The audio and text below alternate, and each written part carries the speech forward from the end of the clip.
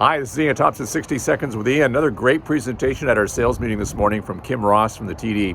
Talking about November 21st is coming up. That's the day that the government has officially set for the stress test not being required when switching lenders at renewal. Now, this is a big deal because remember before you had to keep stress testing at 2 points higher than what mortgage you're getting.